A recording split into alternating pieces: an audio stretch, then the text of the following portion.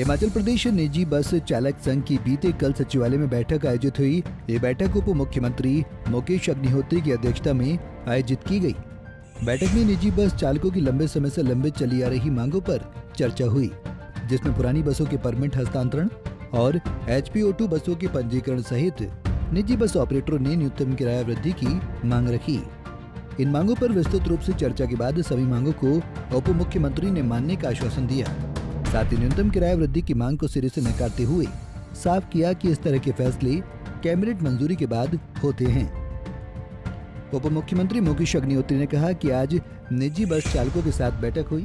उनकी कुछ मांगे थीं जिस पर विस्तार पूर्वक चर्चा की गई। उन्होंने कहा कि निजी बस चालकों के कुछ मुद्दे थे जिसमें उन्हें कुछ उलझन थी, जिससे आज साफ कर दिया गया है। उन्होंने कहा कि निजी बस चालकों में ये अवधारणा थी कि 8 वर्ष के बाद बस बिकेगी, परमिट नहीं बिकेगा। उन्होंने इस तरह की खबरों को सिरे से नकारते हुए कहा कि सरकार ने अभी तक इस तरह की नीति में कोई बदलाव नहीं किया है। बस के साथ परमिट भी हस्तांतरित कर सकते हैं। उन्होंने कहा कि उन्हें HPO2 की बसों को प्रदेश में पंजीकरण में समस्या आ रही है, साथ ही टैक्स को लेकर भी समस्या आ रही थी। साथ ही उनका कहना है कि टैक्स स्ट्रक्चर में बदलाव किया जाएगा, जिससे ये बसें यहाँ पंजीकृत हो सकें। वहीं निजी बस ऑपरेटर संघ के प्रदेश अध्यक्ष राजेश पराशर ने कहा कि आज बहुत ही सौहार्दपूर्ण माहौल में उप मुख्यमंत्री के साथ बैठक हुई है। उप मुख्यमंत्री ने उनकी सभी मांगे मानने का आश्वासन दिया है। उन्होंने कहा कि 8 वर्षों के बाद बसों के बेचने पर परमिट नहीं बेच सकेंगे, लेकिन उप मुख्यमंत्री ने स्थिति स्पष्ट कर दी है कि ये पॉलिसी पुरानी ही रहेगी। साथ ही HPO2 के बसों के पंजीकरण की समस्या हल करने का आश्वासन और पंजीकरण फीस कम करने को भी कहा है। उन्होंने कहा कि उप मुख्यमंत्री ने उनकी सभी मांगे मानने का आश्वासन दिया है। राजेश पराशर ने कहा कि उन्होंने न्यूनतम 5 रुपए को 15 रुपए तक बढ़ाने की मांग भी रखी, क्योंकि ये न्यूनतम किराया वर्षों से चला आ रहा है, इसे बढ़ाया जाना चाहिए। देखिए, हिमाचल प्रदेश के जो प्राइवेट बस ऑपरेटर यूनियन है, उन्होंने समय मांगा था हमारे से, तो आज उनको मीटिंग उनके साथ की गई है और उनके जो स्टेट वाइड जो इश्यूज थे उन पे डिस्कशन हुई और मीटिंग अच्छे माहौल में संपन्न हुई। और ख़ास तौर पे एक तो उनका ये था कि उनको एप्रीहेंशंस थी कुछ इश्यूज पे। एक तो ये था कि जो बसेस वो बेचते हैं तो, और जो उसके ऊपर परमिट होता है, तो कहीं इसे ऐसी धारणा गई होगी या कहीं अखबारों में ऐसी बात आई होगी जिसमें ये कहा था कि 8 साल के बाद जो है बस बिकेगी, परमिट नहीं बिकेगा, और नीति में कोई परिवर्तन किया गया है। तो ऐसा सच अभी हमने कोई नीति में परिवर्तन नहीं किया और वही मामला अभी तक चल रहा है। और हमने उनको एश्योरेंस दी है कि हम उनके कोई हितों से पर कोई हमला नहीं कर रहे हैं कि, और वो जो बस खरीदते हैं, नई बस लाते हैं या पुरानी बस का रूट ट्रांसफ़र करते हैं, उसको यथावत जो है उसी वैसे ही लागू रखा जाएगा। तो मुख्य मांग तो उनकी ये थी। दूसरा उनका तो कहना था कि कोरोना के समय में जो है के बाद से बसेस जो है पिकअप नहीं कर पा रही हैं प्राइवेट बसेस, और वो सीटिंग कैपेसिटी बसों की घटाना चाहते हैं। तो हमने उनको एश्योरेंस दी है कि हम केस बाय केस उसका डिसाइड कर लेंगे, वहाँ का स्थिति का आकलन करके कि वहाँ पे सवारी कितनी है।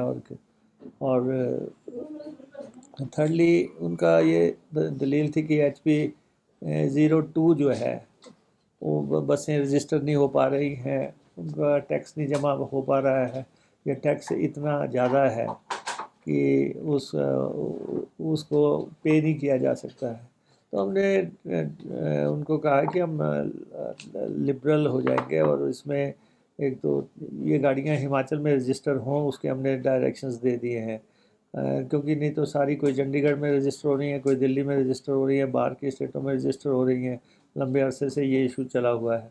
तो इसको हमने सुलझाया है कि और उसका टैक्स स्ट्रक्चर जो है थोड़ा लिबरल किया है। तो प्राइवेट ट्रांसपोर्टर्स के तो जो भी मसले थे मुझे लगता है कि वो सेटिस्फाइड गए होंगे। और ये तो हम जितनी एचआरटीसी की बसें चलाते हैं उतनी ही प्राइवेट बसें हिमाचल में चलती हैं। लगभग 50-50 का बेसिस पे ही बसें चल रही हैं। और अब तो हमने उनको बताया कि हम 107 बसेस के नए रूट दे रहे हैं। नए 200 रूटों पे चलेंगी। 107 नए रूट्स हमने कैबिनेट से कर दिए हैं। 100 टेम्पो ट्रैवलर भी हमने चलाने के फैसला कर दिया। उनके रूट्स भी बहुत जल्दी तय कर दिए जाएंगे। तो जहाँ कोई रूट्स नहीं है वहाँ पे टेम्पो ट्रैवलर्स चलाने का अभी फैसला हमने किया है। तो ये सारी बातें उनके साथ शेयर हो गई हैं। कुछ बसेस की बॉडीज़ बाहर से बन के आती हैं, उस पर टैक्सेशन ज़्यादा का लगाने की बात थी। वो भी हम उनकी मांगे काफ़ी जेन्युइन थी और हम उनको सुलझा रहे हैं। पत्रकार बंधुओं का इस प्रेस वार्ता में मैं यहाँ आने पर आपका धन्यवाद करता हूँ। आज एक जो बैठक प्रदेश के उप मुख्यमंत्री जिन्हें परिवहन विभाग का जिम्मा मिला है, उनकी अध्यक्षता में बैठक हुई, जिसमें प्रधान सचिव और कमिश्नर ट्रांसपोर्ट भी शामिल हुए। और हमारी एक एक पॉइंट वाइज पॉइंट जो है सारी बातों को सुना। और ऐसे माहौल में जो बैठक हुई है, आज से पहले कभी किसी भी परिवहन मंत्री के साथ नहीं हुई। और इतनी पेशेंसली जो उप मुख्यमंत्री महोदय ने हमारी बात को सुना और उस पर अमलीजामा बनाया, उसके लिए मैं प्रदेश के समस्त निजी बस ऑपरेटरों की तरफ से हिमाचल प्रदेश सरकार, प्रदेश के मुख्यमंत्री और उप मुख्यमंत्री मुकेश अग्निहोत्री दोनों का दिल की गहराइयों से धन्यवाद करता हूं। हमारी सबसे जो ज्वलनशील मुद्दा ये था कि हम अपनी बस को जो चलाते हैं वो 8 साल के बाद हम अपने रूट पे नहीं चढ़ा सकते। आज 40 लाख रुपए की बस 8 साल के बाद अगर स्क्रैप हो जाए तो बहुत बड़ी मुसीबत की बात है। 8 साल में बैंक का कर्जा खत्म होता है। और बहुत छोटे छोटे पहलू थे जिसका ना तो सरकार को फायदा हो रहा था, ना ही जनता को फायदा हो रहा था। केवल मात्र नुकसान जो है वो निजी बस ऑपरेटर का हो रहा था, जिसको डिटेल चर्चा के बाद उप मुख्यमंत्री महोदय ने बोला जैसी स्थिति पहले थी 12 साल तक की, उसे वैसे ही रेगुलर किया जाएगा। ये जो 8 साल वाला मुद्दा है इसको नहीं करेंगे। दूसरी बात थी कि बस परमिट के साथ जो ट्रांसफ़र करने के लिए उन्होंने कमेटी बना के उसकी स्क्रूटनी करने की बात कही, उस पर भी बड़ी विस्तार पूर्वक चर्चा हुई। और हमने उन्हें बताया कि 2 वर्ष पहले भी 3 वर्ष पहले भी ऐसा परिवहन विभाग से आया कि हम परमिट जो है बस के साथ नहीं ट्रांसफ़र करेंगे। तो हमने लिखित रूप में दिया सरकार को कि आप इसकी लीगल समीक्षा कराएं। तो परिवहन विभाग ने उस टाइम के जो विधि सचिव थे उनको लिखा और हमारी भी सुनवाई की। और लॉ पॉइंट पे उन्होंने लीगल एडवाइस परिवहन विभाग को दी कि अगर कोई आदमी अपनी बस के साथ अपने परमिट को ट्रांसफ़र करना चाहता है तो उसे वो जायज़ है। जिसको उन्होंने सुनने के उपरांत उसे जो अब भविष्य में जैसे पूर्व में अगर कोई अपनी बस को परमिट के साथ स्थानांतरित करता था वो वैसे ही चलती रहेगी। उसके बाद जो HP 02 की बसें हैं उनका जनवरी 21 से लेके आज दिन तक टैक्स पे नहीं हो रहा था, क्योंकि उसका एक बस का जो टैक्स है 45 से 50 लाख रुपए प्रति वर्ष बढ़ रहा था। लोग दे नहीं पा रहे थे। वो जब आज पूरी चर्चा हुई तो उन्होंने महसूस किया भी एक बस की कीमत 25 लाख और उसके ऊपर टैक्स एक वर्ष में 40 लाख, ये बिल्कुल गलत है।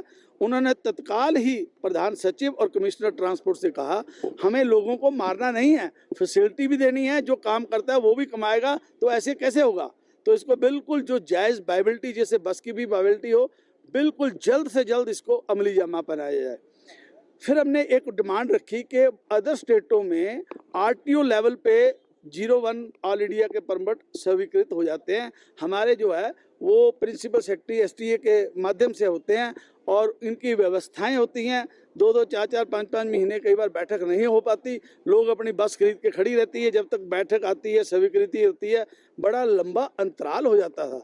वो भी आज उप मुख्यमंत्री महोदय ने आदेश दे दिए हैं कि ऑल इंडिया के परमिट जो है उसकी स्वीकृति उसको जारी करने की जो है पावर जो है वो आरटीओ को देंगे। और भविष्य में ऑल इंडिया के, चाहे वो टैक्सी का है, चाहे वो मैक्सी का है, चाहे वो ओमनी बस का है, वो परमिट अब आरटीओ लेवल पे जारी होंगे, जो कि एक अपने आप में बहुत बड़ा ऐतिहासिक फैसला है, जो आज दिन तक परिवहन विभाग के इतिहास में कभी नहीं हुआ है। उस फैसले को आज मुकेश अग्निहोत्री जी ने लिया, जिसके लिए प्रदेश के समस्त निजी बस ऑपरेटर उनके धन्यवादी हैं। मैक्सिमम मुद्दे जो है वो उन्होंने हमारी बात को सुना और महसूस किया। हमने भी अपनी बात को बिल्कुल लॉजिकली तरीके से किया। कुछ बसों की मॉडिफिकेशन है, कुछ बसों की सीटिंग कैपेसिटी है।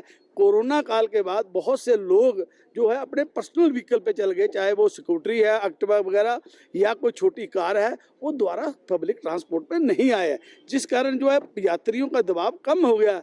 तो जिन जिन रूट्स पे यात्रियों का दबाव कम हो गया है और नुकसान हो रहा है बड़ी बस चला के, तो वहाँ पे जो अगर कोई लेना चाहता है कम क्षमता की बस को, उसकी भी अनुमति दी जाए, जिसके लिए उन्होंने सहमति दे दी है और निकट भविष्य में वो भी हमारे को मिलेंगे। बस किराए को लेकर क्या हुआ और अब आपकी को लेके ऐसा हुआ कि पिछली सरकार ने पहले 10 की हामी भरी, फिर 7 रुपये कर दिया, और जब वो पिछली सरकार चुनाव में गई तो चुनाव को नज़दीक देखते हुए उन्होंने फिर उसको 5 रुपये कर दिया, जबकि 5 रुपये न्यूनतम किराया आज से 20 साल पहले भी 5 ही था, आज भी 5 ही है।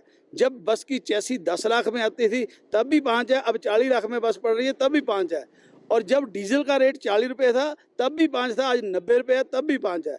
तो ऐसा नहीं है, एक मतलब सुलभ शौचालय पे भी जाए तो हम 10 रुपये देना पड़ते हैं, भिखारी भी 10 रुपये से कम नहीं लेता।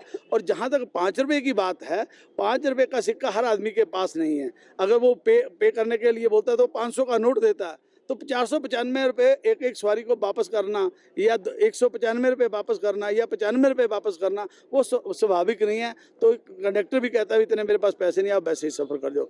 वो 5 रुपये भी जो है वो हमारे को नहीं मिल पाते थे। तो हम ये कह रहे हैं कि जब मैदानी हलकों में 12 रुपये न्यूनतम किराया है, तो हमारी भौगोलिक स्थिति जो है पहाड़ी है, हमारी बसों का रख रखाव बहुत ज़्यादा है।